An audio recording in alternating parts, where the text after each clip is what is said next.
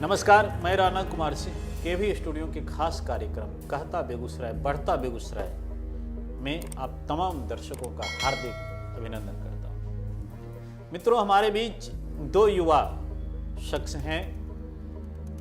एक बार इनसे मिल चुके हैं, दोबारा हम इनको आमंत्रित किए हैं। आमंत्रित करने का कारण है जो हम इनसे पूछेंगे और आप तक पहुंचाएंगे। तो आइए मिलवाते हैं इन दोनों से और इनका परिचय करवाते हैं। हमारे साथ वीआईपी पार्टी के युवा मोर्चा के जिलाध्यक्ष समीर चौहान जी हैं। वीआईपी पार्टी के ही युवा जिला उपाध्यक्ष ठाकुर कुंदन कुमार शर्मा जी हैं। अपनी बातों को रखने के लिए, अपने विजन को रखने के लिए हमारे बीच आए हैं। हमारे स्टूडियो में आप दोनों का हार्दिक स्वागत है सर।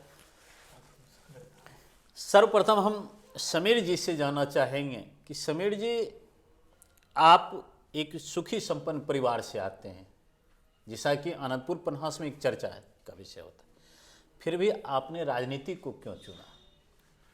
बहुत बहुत धन्यवाद राणा जी, जो आपने हमें इस प्लेटफॉर्म पर आने का मौका दिया। साथ ही साथ रोशन सर को भी मैं हृदय तल से साधुवाद देता हूं, जिन्होंने इस तरह के प्रयास से हम जैसे युवाओं के लिए एक प्लेटफॉर्म सेट किया जहां हम लोग अपनी बात रख सकें। अब मैं आपके सवाल पर आता हूं। राजनीति अपनी भावनाओं के संप्रेषण का एक माध्यम है। जब हम लोग के जैसे पढ़े लिखे युवा अगर राजनीति से दूरी बनाएंगे तो अयोग्य लोगों का शासन हमारे समाज पर होगा। इसी भावना से अनुप्राणित होकर हम लोगों ने राजनीति का रुख अख्तियार किया और अपनी समाज सेवा को नई दिशा और दशा देने का प्रयास किया। समीर जी, आप पहले जनाधिकार पार्टी में थे जी, और जनाधिकार पार्टी के सुप्रीमो पप्पू यादव जी एक सामाजिक कार्य करने में अभी के दौर में सबसे आगे रहते हैं। फिर भी आपने उस पार्टी को तिलांजलि दिया और वीआईपी पार्टी को ज्वाइन किया, इसका क्या कारण था?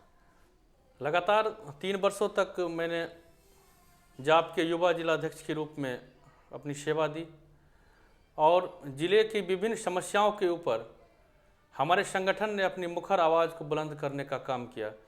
चाहे किसी भी कार्यालय में भ्रष्टाचार का मामला हो, शोषण का मामला हो या किसी भी तरह का जुल्म, शोषण, अन्याय, जाप के कार्यकर्ता लगातार संघर्ष के पथ पर अग्रसर रहे हमारे नेतृत्व में।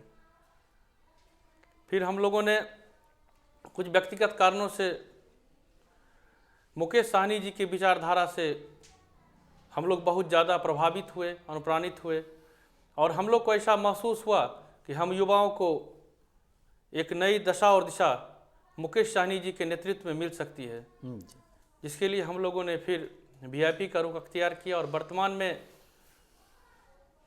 भी समाज की विभिन्न समस्याओं के ऊपर लगातार हम लोग अपनी आवाज़ बुलंद करने का काम कर रहे हैं। क्षेत्र की किसी भी समस्या के ऊपर लगातार सक्रिय या शहरवासियों को कोई भी समस्या हो, अगर 24 घंटे अगर हम युवाओं की टीम को अगर जहाँ भी ज़रूरत होती हम लोग अपनी सेवा के लिए तैयार रहते हैं। समीर जी, आप एक शिक्षक भी हैं, आप एक स्पोर्ट्समैन भी हैं और राजनीति में भी हैं। तीनों एक साथ कैसे संभव होता है? अगर मन को एकाग्र कर लिया जाए तो इंसान एक साथ 10 तरह के कार्यों को भी कर सकता है। अगर आप स्वामी विवेकानंद जी के साहित्य को पढ़ेंगे तो आप ऐसा अनुभव करेंगे कि अगर मानसिक एकाग्रता हो तो तन्मयता के साथ आदमी पूरी तरह से सफलतापूर्वक कई तरह के कार्यों को संपन्न कर सकता है। जैसा आपको मालूम होगा कि स्वामी विवेकानंद जी एक साथ 2 लोगों से 3 लोगों से के साथ शतरंज खेला करते थे। तो उनके साहित्य को पढ़ के, सरदार भगत सिंह के साहित्य को पढ़ने के बाद समाज सेवा की तरफ हम लोग बढ़े और उन्हीं की विचारधारा को आगे बढ़ाने का काम हम लोग वर्तमान में करते आ रहे हैं। समीर जी, अब हम आते हैं आपके राजनीतिक क्षेत्र में। आपके जो वीआईपी के सुप्रीमो मुकेश सहनी जी हैं और वो अब तो मत्स्य विभाग के मंत्रालय भी संभाल रहे हैं, मंत्री भी हो गए हैं। क्या लगता है कि इस पंचवर्षीय में जो मत्स्य पालक किसान हैं जी उनका उद्धार होगा?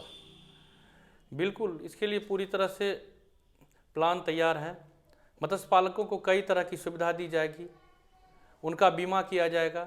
साथ ही साथ मंत्री जी की योजना है कि विभिन्न तरह के संस्थानों के अंदर, कार्यालयों के अंदर जो तालाब है, सबको मत्स्य विभाग के अधीन किया जाए। मत्स्य पालन और पशुपालन को प्राथमिकता दी जाए। युवाओं में जागरूकता फैलाई जाएगी तो अधिक से अधिक युवा रोजगार के लिए मत्स्य पालन और पशुपालन से जुड़े और अपनी आर्थिक स्थिति को सुदृढ़ करें। मत्स्य और पशुपालन मंत्रालय से उन्हें पूरा सहयोग मिलेगा। समीर जी, बेगूसराय की 7 विधानसभा सीट में आप एनडीए के सहयोगी पार्टी भी थे और एक भी सीट, जबकि चेरिया बरियारपुर की सीट एक ऐसी सीट है जहां पर यूं कहा जाए तो मत्स्य पालकों का बहुत अधिक मतदाता है, संख्या कहा जाए जी, लेकिन एक भी सीट बेगूसराय में वीआईपी पार्टी को नहीं मिला, तो कुछ मलाल रही होगी। राणा जी स्पष्ट कर दें कि जो वीआईपी के प्रति जो अवधारणा है लोगों के अंदर, इससे निकलने की ज़रूरत है। वीआईपी सिर्फ एक किसी जात समीकरण की पार्टी नहीं है। वीआईपी सर्वहारा समाज की पार्टी है, सर्वजन की पार्टी है। हमारी पार्टी जात की नहीं, जमात की राजनीति में विश्वास रखती है। इसका उदाहरण आप हमें देख सकते हैं कि जिस पार्टी के युवा जिलाध्यक्ष के रूप में, तो हमारा तो संबंध उस जिस खास जाति का उल्लेख उस जाति से तो है नहीं, लेकिन ज़िले की कमान अगर हमारे हाथ में है तो आप ऐसा अनुमान लगा सकते हैं कि हमारी पार्टी जो है जात की नहीं, जमात की राजनीति करती है। बिल्कुल सही कहा आपने।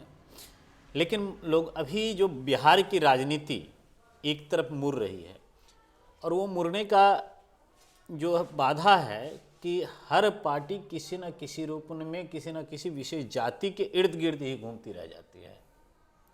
कहा जाता है कि हम जातिवाद को दूर कर रहे हैं, हम संप्रदायवाद को दूर कर रहे हैं, लेकिन मेरे प्रश्न का आधार ये था कि आपके पार्टी के ऊपर और आरोप भी लगाया जाता है मुकेश सहनी को लेकर के कि किसी विशेष जाति की ये पार्टी है। वीआईपी के साथ ऐसी कोई बात नहीं है। वीआईपी पार्टी में सभी जाति धर्म के लोगों का स्वागत है, हार्दिक अभिनंदन है। और जहाँ तक मदद की बात है, वीआईपी पार्टी के लोग मदद करते समय जाति धर्म को नहीं देखते बल्कि लोगों की ज़रूरतों को देखते हैं, जिसका प्रमाण है कि अभी बहुत अधिक संख्या में युवा विभिन्न जाति धर्मों से जिनका संबंध है हमारी पार्टी से जुड़ रहे हैं। लगातार हमारी पार्टी का जनाधार बढ़ रहा है और निकट भविष्य में हम लोग की पार्टी का भविष्य अत्यंत उज्जवल होने वाला है। समीर जी, आपने हमको कुछ डाटा इसमें दिखाया था जिसमें दिया हुआ है कि आप कई ऐसे संघर्षशील मोर्चा पर कार्य करते हैं जिसमें बड़े बड़े पार्टी के बड़े बड़े नेता कुछ बोलने से कतराते हैं। आपका संघर्ष जब देखा गया ई रिक्शा चालकों के लिए, आपका संघर्ष देखा जाता है कि रेलवे गुमटी को एक तरह से हुआ था कि उसको बंद कर दिया जाए जी, और उसमें भी आपका संघर्ष देखा गया था। तो ये प्रेरणा आपके अंदर कहाँ से आती है? मैंने शुरू में भी आपको बता दिया, लगातार हम लोग स्वाध्याय करते रहते हैं सरदार भगत सिंह, स्वामी विवेकानंद जी के साहित्य का। उन्हीं के विचारों को आत्मसात करके समाज में व्याप्त भ्रष्टाचार, अन्याय के खिलाफ अपनी आवाज़ को बुलंद करने की प्रेरणा हमें प्राप्त होती है। और लगातार समाज में जो भी समस्या है, जो हमें ज्ञात होती है, जहाँ तक हम लोगों से संभव हो पाता है, हम लोग उसके खिलाफ आवाज़ बुलंद करने का काम करते हैं। और कई मोर्चों पर हम लोग के आंदोलन को जीत भी मिली है। कई ऐसी सड़क, जैसे मैं उल्लेख करना चाहूँगा रजौरा चांदपुरा सड़क, मादरी ढाला बंदवार सड़क, जो बरसों से अपनी बदहाली का दंश झेल रही थी, हम लोग के लगातार आंदोलन के फलस्वरूप अभी सड़क का निर्माण हुआ है। सदर अस्पताल बेगूसराय में अल्ट्रासाउंड सुविधा, एक्सरे सुविधा का बहाल होना हम लोग के संघर्ष की परिणति है। और लगातार हम लोग सदर अस्पताल बेगूसराय में आईसीयू की सुविधा बहाल करने की मांग कर रहे हैं, जिससे गरीब मरीजों को इलाज के लिए पटना जाने से राहत मिल सके। बहुत आपने सकारात्मक पहल की बात की। एक चीज़ अक्सर और देखा जाता है समीर जी आपके द्वारा कि कई गरीब बच्चों को आप लोगों की एक कमेटी शायद है जिसके द्वारा मुफ्त शिक्षा दी जाती है। पन्हास के नज़दीक एक मुसहरी टोला है, महादलित टोला, वहाँ पर कभी देखा जाता है कि आप लोगों के द्वारा भोजन वितरण होता है, वस्त्र वितरण किया जाता है। ये जो आप लोग रूटीन तैयार किए हैं, ये क्या रूटीन है? राजनीति से अलग सामाजिक उत्तरदायित्व की भावना को ध्यान में रखते हुए सन 2002 में, जब जिस समय हम राजनीति में आए भी नहीं थे, हम लोगों ने अपने मित्र प्रदीप क्षत्रिय जी के साथ मिलकर एक ग्रामोत्थान विद्यापीठ नाम की संस्था की स्थापना की, जिसमें हम लोग का उद्देश्य समाज के वैसे बच्चे जो मेधावी होने के साथ गरीब हों, जिनके लिए उच्च स्तरीय शिक्षण सुविधा उपलब्ध नहीं हो सकती है, उनको हम लोगों ने पढ़ाने का काम किया। और धीरे धीरे हम लोगों का कारवां बढ़ा, कई लोगों का सहयोग मिलना शुरू हुआ और वर्तमान में आलम यह है कि प्रत्येक वर्ष 8-10 की संख्या में हमारे जो बच्चे हैं वो विभिन्न प्रतियोगिता परीक्षाओं में उत्तीर्ण होकर अपने समाज, अपने परिवार, अपने देश का मान बढ़ा रहे हैं। हम लोग की संस्था जो है बिल्कुल निःशुल्क है, इसमें सभी लोगों का स्वागत है, अभिनंदन है। कोई भी हम लोगों से जुड़ के शिक्षा प्राप्त कर सकता है। समीर जी, आपकी पार्टी जो है वीआईपी, ये एनडीए मैंने कहा है और आप जानते भी हैं, आप तो उसके पदाधिकारी हैं कि एनडीए का एक अभिन्न हिस्सा है।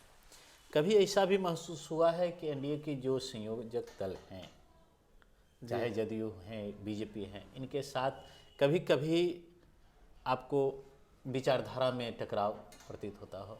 नहीं, बिल्कुल नहीं। हम लोग के जो एनडीए गठबंधन के बीच परस्पर बेहतरीन सामंजस्य है और इसी सामंजस्य के तहत हम लोग मिलकर काम करते हैं और लगातार जो है सो अपनी पार्टी को आगे बढ़ाने का हम लोग काम करते हैं। इस तरह की कोई समस्या तो है नहीं।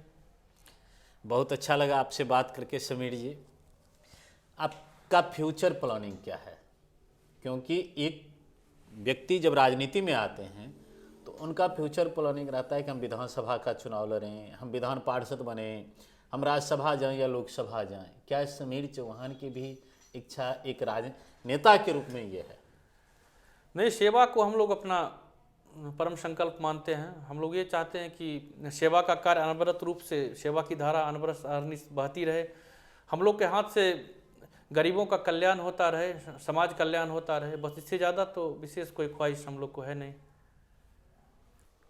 समीर जी, आप जैसे कि एक स्पोर्ट्समैन, पन्हास वॉलीबॉल जो क्लब है उसके आप कोच भी हैं जी। एक कोच का कई दायित्व होता है कि हमारे क्लब का जो प्लेयर है वो स्टेट लेवल खेले, नेशनल लेवल खेले, इंटरनेशनल लेवल खेले। तो इस तरह का भी कोई आपके पास विजन होगा, इसके बारे में बताइए। यूथ क्लब पन्हास के नाम से, जहाँ का मैं प्राक्तन खिलाड़ी भी रह चुका हूँ, वॉलीबॉल से विशेष रूप से मुझे लगाव भी है। मैं अभी भी खेलना पसंद करता हूँ और वहीं के बच्चों को हम लोगों ने प्रशिक्षित किया और वर्तमान समय में हमारे 3 लड़के जो हैं सो जूनियर बिहार में सेलेक्ट होकर नेशनल गेम में खेल चुके हैं। तीनों बच्चे का नाम बता दें। हाँ, संदेश कुमार नाम है, सोहन कुमार और श्रवण कुमार। आप चाहें तो मैं उन बच्चों से आपको मिला भी सकता हूँ। बिल्कुल, हमारा एक प्रयास रहेगा और प्रार्थना भी आपसे होगी कि उस तीनों नवोदित प्रतिभा को हमारे स्टूडियो में लाएं, ताकि हमारे जितने भी युवा पीढ़ी देख रहे हैं उनके बातों को सुनकर लाभान्वित हों। जरूर जरूर, निश्चित रूप से।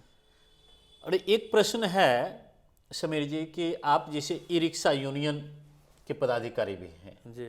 अक्सर बेगूसराय नगर निगम में देखा जा रहा है कि, मुझे नहीं बोलना चाहिए लेकिन बोलना पड़ता है, कि सड़क पर दुकानें चलती है और ई रिक्शा चालकों को वहाँ परेशानी होती है, राही जो होते हैं उनको परेशानी होती है। क्या उसके लिए कुछ ट्रैफिक व्यवस्था के बारे में आप लोगों का विचार प्रशासनिक पदाधिकारी के साथ चल रहा है?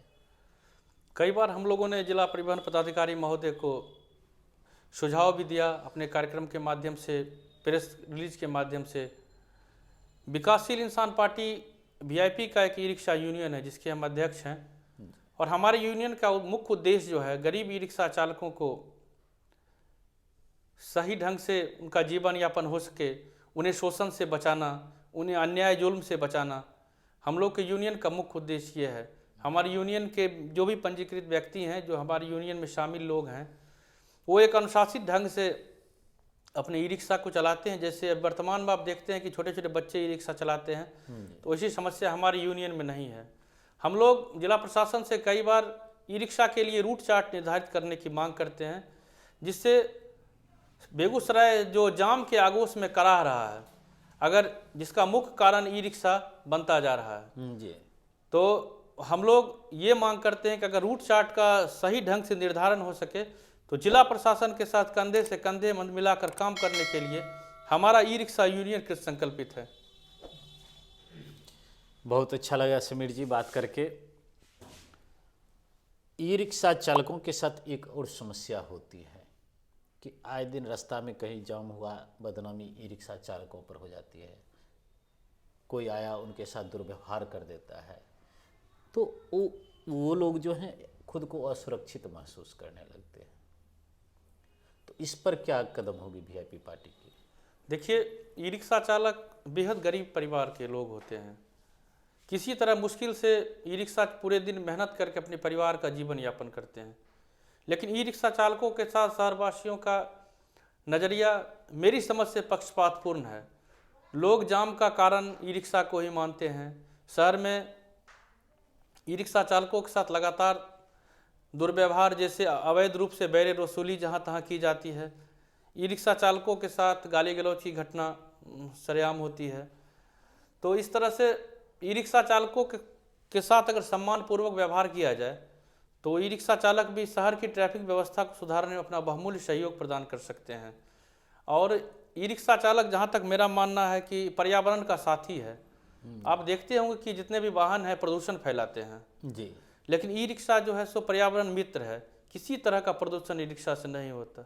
तो ज़रूरत है अपने समाज में, जिस तरह से प्रदूषण का स्तर बढ़ता जा रहा है, ई रिक्शा को प्रमोट करने की ज़रूरत है। इस तरह के जो पर्यावरण मित्र वाहन हैं उनको प्रमोट करने की ज़रूरत है, ताकि अधिक से अधिक इस तरह के वाहन बाज़ार में आए, जिससे प्रदूषण की समस्या से निजात मिल सके। इनको रजिस्ट्रेशन, फिटनेस, लाइसेंस की समस्या से मुक्त रखा जाए, हम लोग मांग करते हैं। एक अंतिम प्रश्न आपका है हमारे लिए कि आप आज हमारे केवी स्टूडियो में आए, इससे पहले भी आप आ चुके हैं जी, और अक्सर आप हमारे चैनल से देखते रहते हैं कि भिन्न भिन्न विधाओं के लोगों को हम आमंत्रित करते हैं, एक प्लेटफॉर्म देते हैं, ताकि हमारे जो भी युवा पीढ़ी उनको देख रहे हैं, सुन रहे हैं, प्रेरणा ले। तो यहाँ आकर कैसा लगा, दोबारा आकर? बहुत अच्छा महसूस हुआ। हम तो केवी स्टूडियो के प्रशंसक भी रह चुके हैं। कई बार हम लोग सोशल मीडिया प्लेटफॉर्म पर भी रोशन सर के इस प्रयास की सराहना की है, जो युवाओं को, गुमनाम प्रतिभाओं को जो अवसर देने का एक बेहतरीन मंच का नाम है केवी स्टूडियो। और हम उम्मीद करते हैं कि आगे इस तरह का प्रयास जारी रहेगा। इसके लिए हम एक बार केवी स्टूडियो की पूरी टीम को, विशेष तौर पर रोशन जी सहित आपको हृदय तल से साधुवाद देते हैं, धन्यवाद देते हैं कि आप लोगों ने हमारे जैसे गुमनाम युवाओं को, जो कमज़ोर आर्थिक पृष्ठभूमि से आते हैं, इस तरह से अगर इस तरह प्लेटफॉर्म हम लोग को देने का काम किया, अपनी आवाज़, अपनी बात को रखने का मौका दिया, इसके लिए अनंत साधुवाद आप सबको। बहुत बहुत धन्यवाद समीर जी। आइए मित्रों, हम मिलवाते हैं वीआईपी पार्टी के युवा मोर्चा के जिला उपाध्यक्ष ठाकुर कुंदन कुमार शर्मा जी से। कुंदन जी, वर्तमान दौर की राजनीति को आप किस परिदृश्य में देखते हैं? सबसे पहले सर, केवी स्टूडियो कहता बेगूसराय, बढ़ता बेगूसराय के तमाम सदस्यों सहित राणा सर, रोशन कुमार सर को हार्दिक तहे दिल से नमस्कार करता हूं, साधुवाद देता हूं कि सर्वप्रथम मुझे समीर सिंह चौहान भैया के साथ इस केवी स्टूडियो में आने का बहुत ही अच्छा मौका मिला। साथ ही साथ इनके मार्गदर्शन से मैं बहुत ही अच्छे कार्य की प्रगति पर काम कर रहा हूं। दिन रात इनका मार्गदर्शन पा रहा हूं। साथ ही साथ मैं शिक्षण कार्य से अवगत होते हुए, शिक्षण कार्य करते हुए इस राजनीति के मुकाम पर हासिल हूँ। वीआईपी पार्टी का विजन क्या है? वीआईपी पार्टी का विजन है सर, इसके पहले हम लोग फ्रेंड्स ऑफ आनंद, जिनके जिला अध्यक्ष प्रदीप क्षत्रिय जी हैं, जी और प्रदीप क्षत्रिय जी, साथ ही साथ समीर सिंह चौहान के मार्गदर्शन से मैंने पुनः मुकेश सहनी के कार्यक्रम से, उनके व्यक्तिगत विचारधाराओं से अवगत होकर भैया के साथ रहने का मौका मिला और मैंने मतलब VIP पार्टी ज्वाइन कर लिया, जिसमें भी रात दिन कार्य करता हूँ। कुंदन जी, राजनीति में कभी असहज भी महसूस करते हैं? सर, राजनीति में करीब करीब 2 साल पहले से हम लोग आए हैं, और जब तक समीर सिंह चौहान और प्रदीप क्षत्रिय भैया का दिन प्रतिदिन मार्गदर्शन मिलते रहा, और इनके मार्गदर्शन से मैं राजनीति में आगे बढ़ रहा हूँ, राजनीति करने के लिए सीख रहा हूँ। एहसास नहीं है कि राजनीति कोई गंदी चीज़ है। राजनीति के अग्रसर पर मैं अपने शिक्षण व्यवस्था को जागरूक रखते हुए भी इस राजनीति में हाथ बटा रहा हूँ। रात दिन लोगों के प्रति अपनी सद्भावना और सेवा की भावना प्रदर्शित कर रहा हूँ। पिछले जो लॉकडाउन सर हुआ था, जी उसमें हम लोग अपने पूरी टीम के साथ समीर सिंह चौहान और प्रदीप क्षत्रिय भैया के साथ मिलजुल कर राहत सामग्री भी बांटने का कार्य किया।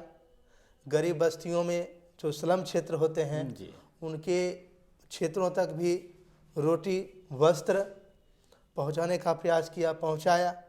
साथ ही साथ कुछ ऐसे व्यक्ति थे, गरीब, विधवा, मजदूर, किसान, उनको करीब करीब 200 राशन कार्ड बनवाने का काम किया और बनाए।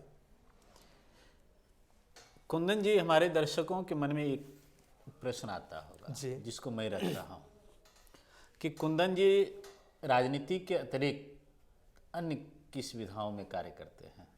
सर, मैं राजनीति के अलावा अभी शिक्षण संस्थान से जुड़ा हुआ हूँ। साथ ही साथ हम जो हैं संस्कृत से PG कर रहा हूँ। अच्छा जी, और एक मेरे विचारधारा है, हम लोग गायत्री परिवार से भी बिलोंग करते हैं, जुड़े हुए हैं। जी जितने भी मैट्रिक बोर्ड के एग्ज़ाम होते हैं, इंटर बोर्ड के एग्ज़ाम होते हैं, अपने क्षेत्रों में अधिक से अधिक गरीब, मजदूर, किसान बच्चों को फ्री ऑफ कॉस्ट उत्थान के नाम पर उत्प्रेरण के रूप में जी उन्हें शिक्षा देने का काम करते हैं। रात दिन उनके प्रति एक फ़ोन करने पर भी हम कोई भी सवाल का, प्रश्न का जवाब देते हैं। उन्हें अंतिम क्षण तक उन्हें मोटिवेट करने का प्रयास करते हैं। यही मेरी सफलता है। बहुत अच्छा लगा कुंदन जी आपसे बात करके। ऐसा लगता है कि घंटों आपसे बात करते रहूं, समय की बाध्यता भी होती है। जी जी। कुंदन जी, यहाँ आकर आपको कैसा लगा? हमको सर यहाँ पर आकर बहुत ही अच्छा सा अनुभूति अनुभव हो रही है। मैं फिर प्रयास करता हूँ कि यदि मौका मिले तो मैं इस पुण्य धरती को फिर नमस्कार करना चाहूँगा। फिर आने का मुझे मौका मिले, आमंत्रण मिले कि मैं अपनी वाणी को फिर से रख सकूं और दर्शकों को मोटिवेट कर सकूं। बिल्कुल, हमारा भी प्रयास होगा कि आपको जब भी अवसर मिले जी, तो आप हमारे स्टूडियो में अपना बहुमूल्य समय दें। इसी के साथ आपका बहुत बहुत आभार, अपने अपना बहुमूल्य समय हमारे जी आपको भी सर बहुत बहुत धन्यवाद सर। धन्यवाद। जी।